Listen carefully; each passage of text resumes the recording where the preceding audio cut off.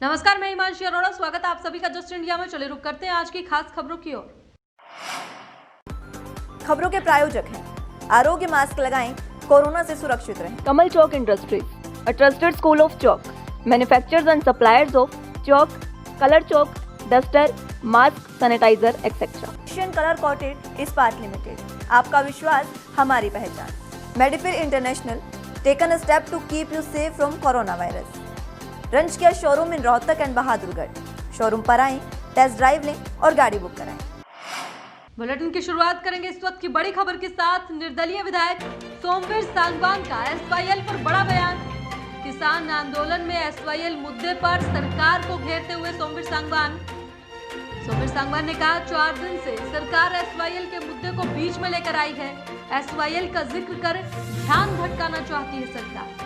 हरियाणा पंजाब के किसानों को अलग थलग करने का प्रयास सरकार कर रही है, तो सरकार पर तमाम गंभीर आरोप लगाए हैं निर्दलीय विधायक ने। टिकरी बॉर्डर पर निर्दलीय विधायक ने किसानों को संबोधित किया, जिस दौरान हरियाणा सरकार पर जमकर बरसे। इस समय एसवाईएल के पानी की जरूरत नहीं है, ये सोमवीर सांगवान ने कहा, और ये कहा कि आज एसवाईएल की जरूरत ही नहीं है। सरकार होली के गीत दिवाली पर गाने लगी है। अब जमीन ही नहीं होगी तो पानी का क्या करेंगे। आज सिख धर्म पूरे देश का नेतृत्व कर रहा है। जब जब देश पर कोई मुसीबत आई है, सिख धर्म ने हमेशा नेतृत्व कर हिंदुस्तान को बचाया है। टिकरी बॉर्डर पर किसानों को संबोधित किया सोमवीर सांगवान ने, जिस दौरान सरकार पर तमाम निशाने साधे।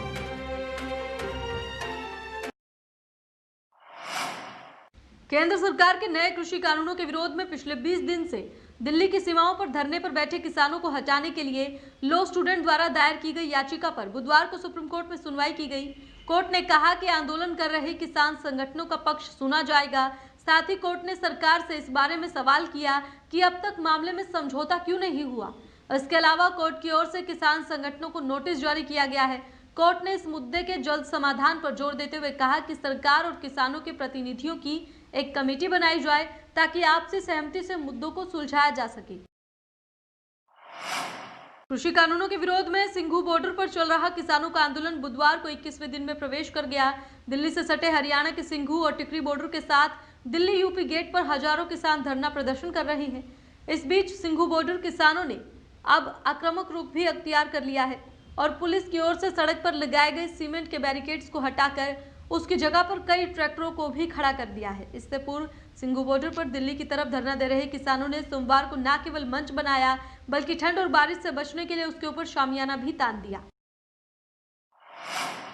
राज्यसभा सांसद दीपेंद्र हुड्डा आज निगम चुनाव में सोनीपत से कांग्रेस के मेयर उम्मीदवार निखिल मदान और 20 वार्डों के पार्षद प्रत्याशियों का नामांकन दाखिल कराने पहुंचे।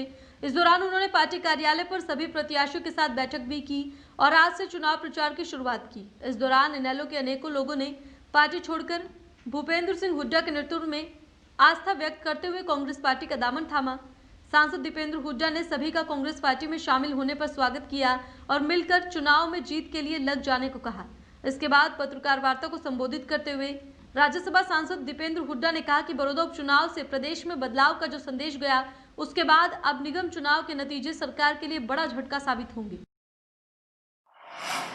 प्रदेश में होने वाले निकाय चुनाव को लेकर जननायक जनता पार्टी की तैयारियां जोरों पर चल रही हैं। पार्टी के वरिष्ठ नेता इन चुनाव में फतेह हासिल करने के लिए निरंतर रणनीति तैयार कर रही हैं। इसी कड़ी में जेजेपी के वरिष्ठ नेताओं ने विचार विमर्श के बाद कई महत्वपूर्ण निर्णय लिए। पार्टी के प्रदेश अध्यक्ष सरदार निशांत सिंह ने बताया कि पार्टी ने कुला से जेजेपी विधायक और पूर्व राज्यसभा सांसद ईश्वर सिंह को महत्वपूर्ण जिम्मेदारी सौंपी है। उन्होंने कहा कि विधायक ईश्वर सिंह को अंबाला नगर निगम चुनाव के लिए विशेष प्रभारी बनाया गया है और उनकी देखरेख में पार्टी वहां मजबूती से चुनाव लड़ेगी।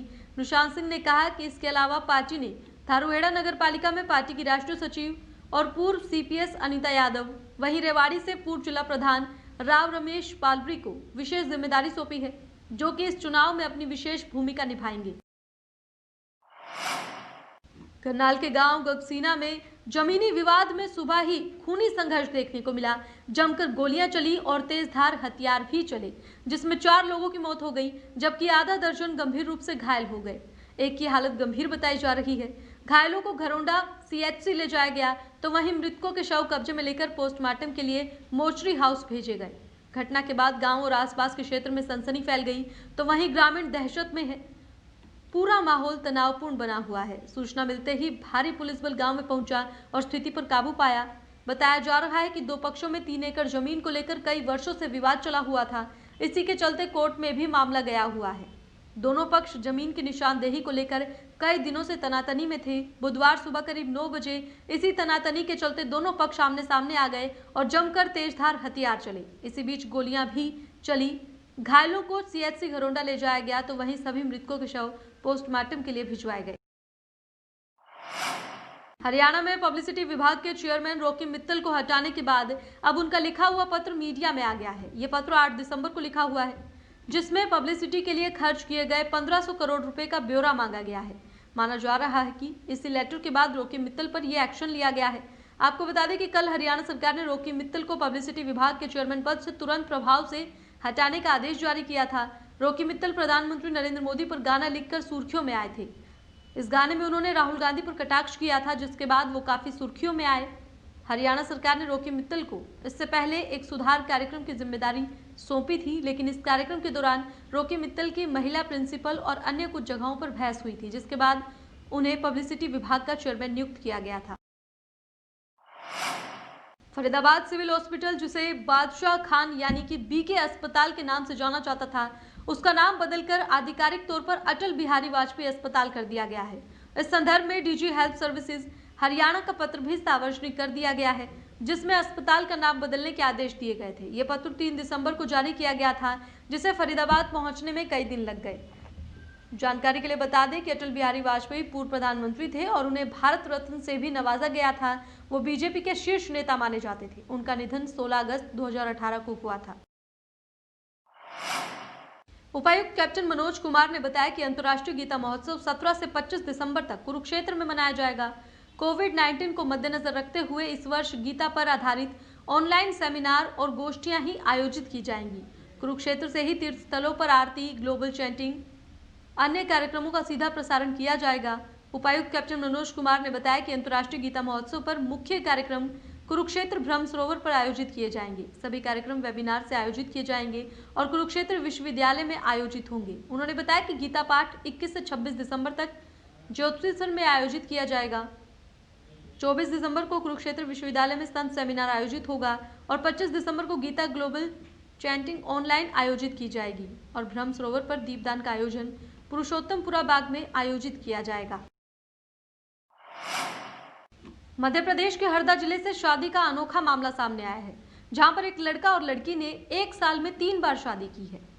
दरअसल हरदा जिले के खाद्य विभाग में पदस्थ अमित साहू एक लड़की के साथ लिव इन में रहते थे। कुछ दिन बाद रहने के बाद दोनों ने शादी कर ली, लेकिन आपसी मनमुटाव के बाद वो अलग अलग रहने लगे। इसी बीच लड़की ने पुलिस थाने में अमित के खिलाफ दुष्कर्म की रिपोर्ट दर्ज करवा दी। जब पुलिस अमित के घर पहुंची तो उसने बताया कि वो लड़की उसकी पत्नी है और अमित ने पुलिस के सामने शादी के सबूत भी पेश कर दिए। अमित की बहन ने भी दोनों की शादी होने की बात बताई।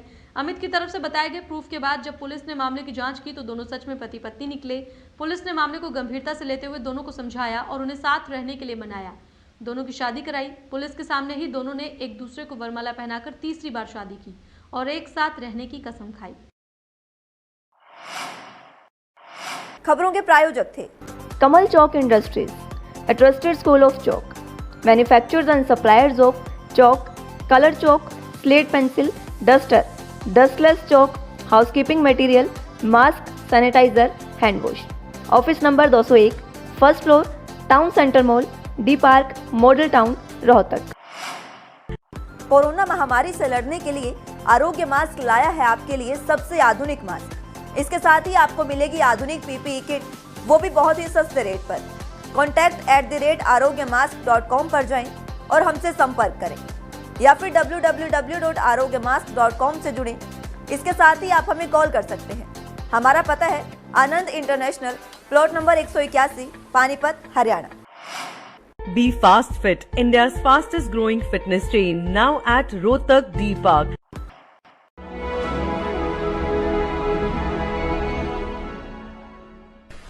चाचा, आपने नया घर बनवाया है तो घर की छत पर कौन सी शीट लगवाई है? बेटा, मैंने अपने घर की छत पर एशियन शीट लगवाई है, क्योंकि क्योंकि वो कभी न मिटने वाले ओरिजिनल निशान की चादरें हैं। साथ में ISI का चिन्ह, 5 साल की वारंटी के साथ साथ पैसों का सही मूल्य देने वाली वही इकलौती शीट्स है। क्योंकि नाम नहीं, पहचान जरूरी है। फिलहाल इस बुलेटिन में इतना ही, लेकिन बाकी की तमाम खबरों के लिए आप देखते रहें जस्ट इंडिया। नमस्कार।